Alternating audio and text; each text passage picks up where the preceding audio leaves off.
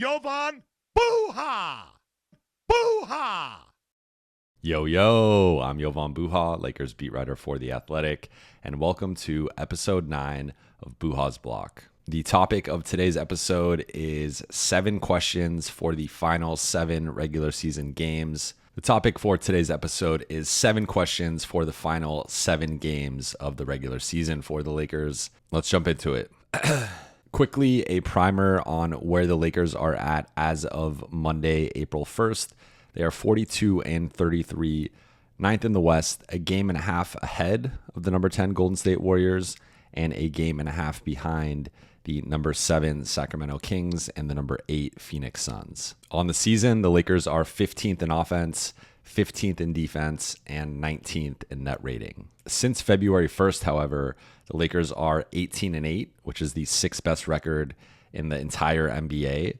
And they are 3rd in offense and 20th in defense, 10th in net rating overall. So it's a 2-month sample size that started with the Lakers' impressive win in Boston without both LeBron and AD, and also kicked off their new starting lineup of LeBron, AD, Rui, Austin, and D'Lo that started February 3rd. So that's a better sample size of what this group has looked like. They've been a really good offense, a below average defense, and overall a top 10 team. So with that context, let's get into question number 1. Question number 1 is, where do they end up in the West? What seed are they? Aside from a LeBron or AD injury, which is obviously paramount to their playoff ambitions, the Lakers need both of those guys healthy and available, and I will touch on LeBron's ankle a little bit later.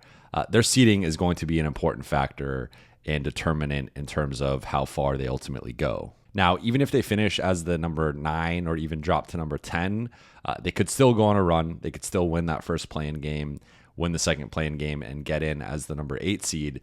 But it is a more difficult path, and there is more risk there. If you lose that 9-10 game, your season's over. I think they have to go at least 5-2 to lock in a top 10 spot. And I mean, maybe you can get away with 4-3 if you beat Golden State and win the season series, give yourself some breathing room. But the Lakers probably have to go 5-2 or 6-1 to guarantee the number 9 spot and potentially even jump into 7 or 8. The obvious advantage with jumping into the 7-8 game is you get 2 chances. So if you lose that first game, you will host the winner of the 9-10 game. In both instances of the Lakers advancing from the play-in tournament, they've been the number 7 seed and hosted the number 8 seed and won that game in close fashion. Remember, the Golden State game was close in 2021.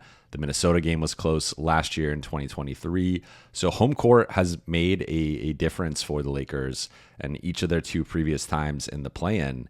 And as of now, they would host Golden State in the 9-10 game. And then if they won that, they would play either Phoenix or Sacramento on the road. And both of those are looking like winnable games, right? Like Phoenix has not been playing great lately. Sacramento just lost Malik Monk and Kevin Huerter, so they're more vulnerable on the perimeter, don't have the same firepower or shooting that has typically shredded the Lakers. And who knows, Keon Ellis or someone else, Davion Mitchell, like these guys have stepped up against the Lakers before, but I think Sacramento is just weaker now, and the Lakers would have a better shot than they would have as recently as like a week ago. So to me, the seeding, I mean, if you're hosting the Warriors in the 9-10 game, we saw a few weeks ago, AD gets poked in the eye, he leaves for the rest of the game, and the Lakers lose. And like that's the margin for error that you don't have in a potential 9-10 game. I think for the Lakers, trying to get into the 7-8 game is paramount. It gives you 2 chances to advance to the playoffs and potentially even jump into the number 7 seed, which could be an advantage depending on where Denver falls. Which brings up question number 2. Question number 2 is, which side of the bracket are the Lakers on if they make the playoffs? I'm technically expanding this question past the regular season because now we're getting into the play-in and the playoffs. But to me, the Western Conference is a giant game of rock, paper, scissors. I've been saying that for months now. I think we're going to see the bracket determine how far teams go. Really, the one team that is matchup proof is Denver. I think that they should be heavy favorites to at least make the conference finals, if not make the finals. I mean, they're my pick to win the championship currently. But putting Denver aside, and we'll see. I mean, they could finish 1, 2, or 3 right now. They still are the favorites to finish 1 given their schedule, but we'll see what ends up happening. But Denver aside, the rest of the West is very matchup based. And a team like Oklahoma City is susceptible to losing to a bigger, more physically imposing team like the Lakers. I think Minnesota is slightly vulnerable with no Karl Anthony Towns for at least the first round, if not the first couple rounds. The Clippers haven't been playing well, and they're looking at a tough matchup against either the New Orleans Pelicans or the Dallas Mavericks. Dallas is one of the hottest teams in the league, if not the hottest right now, and a Luka, Kyrie team that's in rhythm and figuring things out, like that's a scary sight in a 7-game series. So the West has a lot of moving parts right now. And then you have Phoenix, who hasn't been playing as well, Sacramento, who just got decimated with injuries. The Lakers have been playing well, won 6 of 7. The Warriors have started to play a little bit better. Houston's been one of the hottest teams in the league for weeks. So a lot going on in the West, but to me, it's really going to come down to matchups and strengths versus weaknesses. And for the Lakers, I think it's as simple as avoiding Denver. And if they can get on the opposite side of the bracket, so let's say hypothetically Denver is the 2 or 3 seed and the Lakers get the 8 seed. Now all of a sudden you're playing either Minnesota or OKC in round 1, and then you get the Clippers or Pelicans or Mavericks in round 2. I think that's a potential path to the Western Conference Finals. Now, if I'm the Lakers, I think I'd rather face Minnesota in round 2 than that Clippers, Pelicans, Mavericks side of the bracket. I still think the combination of Ty Lue and Kawhi Leonard in a playoff series is daunting. I might be in the minority there, but I think that's a tough matchup for anybody. And then looking at Luka, looking at the way the Pelicans have been playing, on paper, they are a championship contender, which is wild to say. I don't believe they are a championship contender, but they've been one all season with a top 10 offense and defense and even borderline top 5 at times. So looking at that versus potentially Minnesota without Towns, I think if I'm the Lakers, I'd rather play Minnesota. But either way, I think for the Lakers, if they can avoid the Denver side of the bracket, they're in a prime position to make a run. I think they could beat anyone in the West in a 7-game series other than Denver. I think it's that simple. And last week I talked about facing Denver early versus later on the podcast, and I said I'd rather face them later just because there's a chance that they've gone through a couple of tough series. Maybe a player is injured or banged up. Just the general war of attrition in the playoffs. There's also the chance that Denver just loses, right? Like someone could upset them. Phoenix has played them well over the last couple of years. So looking at the bracket, I think the ideal bracket is something like OKC and Minnesota in some order. Where maybe the Lakers jump to number 7, they play OKC, OKC's number 2, and then they win that, and then they play Minnesota in potentially, although, if Dallas is 6, I think they could beat Minnesota. If New Orleans 6, I think they could beat Minnesota. I think the Clippers could beat Minnesota if they drop to 6. So we're getting a bit ahead of ourselves here because they first have to get out of the play-in tournament and actually get the number 7 or number 8 seed. But assuming they do, I think the bracket will dictate what type of run they could go on. Question number 3 is, how will LeBron James's left ankle hold up the rest of the way? And this ties into question number 1 because I think this could determine the Lakers' seeding based on LeBron's availability. When we last spoke to him about his ankle, he did imply that there's a chance he could miss one of the games in this upcoming back-to-back at Toronto and at Washington, and that ultimately his health and the state of his ankle is what's best for him and what's best for the Lakers, and that there was no point in trying to push through it, play through it, if it's ultimately going to compromise him and then compromise the rest of the season. So looking at the Lakers' final 7 games, the Lakers have 2 back-to-backs remaining, both this week, one against Toronto and Washington and one against Cleveland and Minnesota. And LeBron's availability in those 2 games, like if he misses 2 of them, LA could easily go 2-2. They could go 2-2 either way just because Minnesota and Cleveland are tough games. But LA needs to go, I think, at least 3-1 this week. And the Lakers have fared well without LeBron this season. They're 6-4 in the 10 games that he's missed. But if you potentially drop one of those games to Toronto or Washington without LeBron, all of a sudden you're potentially in jeopardy of dropping from number 9 to number 10 or not jumping up into the 7-8 game. It's crazy. I'm doing this the night after he just dropped 40 points, tied his career high with 9 threes against the Nets. one of his best performances of the season. I got a standing ovation from the road crowd. Like, it's kind of crazy to be talking about this guy and his health and just him not being available. But that has been a factor. If you remember the Kings game where he had to exit early, and this has been something that he and the Lakers have obviously had to monitor and manage. And every time he drives to the rim and falls or lands awkwardly, there's kind of that like gasp moment of, is he going to be okay? How's his ankle? How's it doing? And technically the injury is left ankle peroneal tendinopathy. Say that 5 times fast. Like, it is a nagging injury. It is not something that necessarily just gets better with rest. Rest helps it. But this isn't a situation where LeBron could just sit out like the rest of the season and he's going to come back in the play-in and like be fine. This is something that has to be managed and possibly taken care of over the offseason. So comparing LeBron now to where he was at the end of last season, he's clearly healthier. He's clearly playing at a higher level. This is just something to monitor the rest of the season. Like, can the Lakers find pockets of games to rest him, to manage his workload, and keep him relatively fresh going into the playoffs? Because sure, the Lakers have had some success without LeBron, but we know they need him to go on a run. Let's not overthink this. The Lakers need LeBron to go on a run. AD's been the Lakers' best player this season, but I think when LeBron is at his best, he takes the Lakers' ceiling to just a different level where I really think they could beat anybody, including Denver, when LeBron is on his A game and really locked in and just at the level that very few players can reach. So just something to monitor over the final 7 games is what's the state of LeBron's ankle? Can LA, does he rest the back-to-back? Can LA survive the back-to-back? Like, they should be able to without him, again, based on going 6-4, and D'Lo steps up, Austin steps up, AD steps up.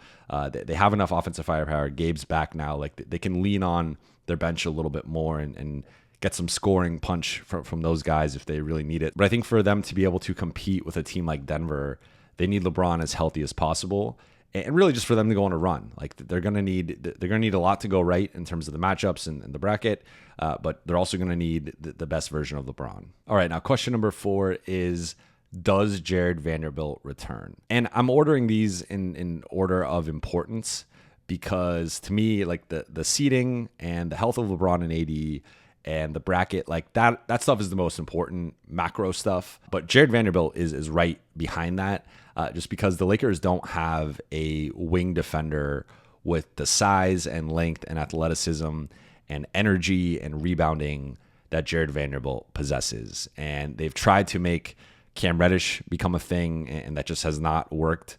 He did have a few solid weeks there at the beginning of the season and helped as a temporary starter, but he's just not been at the level that the Lakers have needed him to be overall. And he's obviously struggled with injuries as well. But the Lakers could really use Jarred Vanderbilt in the rotation. He's just one of their most important players. And since he's been out, they've been a bottom 10 defense. So as I've reported, the Lakers are optimistic that Jarred Vanderbilt is going to be returning before the end of the regular season. I heard the first week to week and a half of April.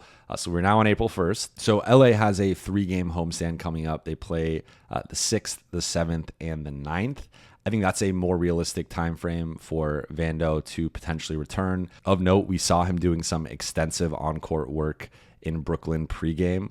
He's been on the road trip the entire time, unlike Gabe, who was back in LA and then joined the team in Indiana. So there have been some positive signs there. It's just really a matter of, when does Vando return? If he does return, how much time is left? How quickly can the Lakers get him acclimated and get him back into a rhythm and a flow? Does he return to the starting lineup? Is he coming off the bench? I think he's more likely than not going to be coming off the bench. I don't think the Lakers are going to mess with this starting lineup that has been playing at such a high level, including starting last night's game on a 17-0 run. But Vando is a critical piece. We've seen that lineup with Vando and the other 4 starters has been really their best lineup this season. It's been very small sample size, but going back to the season before, they were really good in the regular season. So I think the Lakers could get out of the play-in and potentially win a round without Vando, but the optimism about them going on a potential conference finals run really stems from the thought that Vando is going to come back and make an impact. And it really might just be as simple as, even if the seeding breaks right and the bracket breaks right and LeBron is relatively healthy,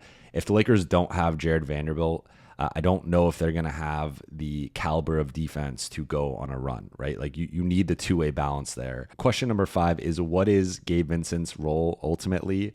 And we saw a glimpse of it last night in Brooklyn. He played 14 minutes off the bench, was basically the 8th man behind the 5 starters and Spencer Dinwiddie and Taurean Prince. He took the minutes of Cam Reddish and Max Christie, came in alongside Spencer. That was a dual point guard lineup, and really played in a 4-guard lineup, if you will, with Taurean at the 4.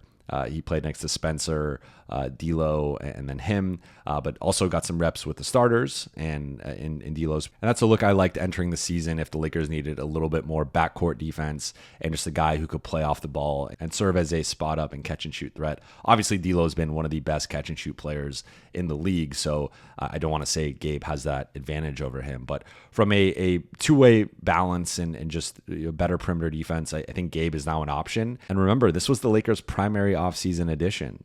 Like, this was a guy they signed to a multi-year contract to replace Dennis Schroeder, to be their primary backup guard, to be essentially their 6th man. And the fact that they've not had him for the whole season, like you've seen that tip the scales a bit in terms of, like, this is a top-heavy roster construction. Gabe is the 6th highest paid player on this team behind the 5 starters.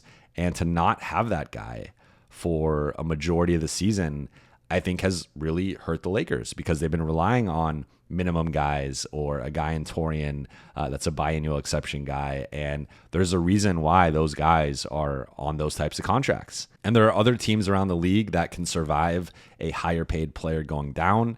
And I don't think the Lakers have handled the rotation and the lineups as well as they could have in Gabe's absence. But when you have a more top-heavy roster construction, I think the Phoenix Suns are another good example of this. And they're a little bit more of an extreme example just because they have 3 max guys or near max guys. But when you're missing, like when you have multiple stars and then you're missing one of your high-level role players, which I would characterize Gabe as, that does have a trickle-down effect, because now you are going from, if you have like 6 or 7 quality guys to like now 5 or 6, depending on the night and who else is available or injured or whatnot. So I think the Lakers have really missed Gabe. I thought he came in and played, fairly fairly well was pressuring guys 94 feet and fighting around screens and just being a sturdy cinder block of a defender in a 6'1", 6'2" guard body. And then on the offensive end, he came out shooting. And I thought, though he only went 1 for 4, it was nice to see someone off the bench play with some aggression, because there have been too many times this season when Spencer has been a bit passive. Last night, he only took 2 shots. Taurean also only took a couple shots in his playing time. The Lakers bench had more turnovers than points last night. They had 6 turnovers, 2 points. So bringing in a guy like Gabe will better balance the backcourt with another point of attack perimeter defender, but also give them a guy who has been in big moments, was a key member of a team that made the NBA Finals last year, and I just don't think is going to be afraid of the stage. And when looking at the Lakers and their experience, the only players that have played in an NBA Finals are Gabe, LeBron, and AD. So Gabe is coming in with a different level of experience in comparison with the rest of the roster. So really, this is a combination of how much can Gabe contribute, how quickly can he find his rhythm and just find his footing within the rotation and within lineups and just within the team.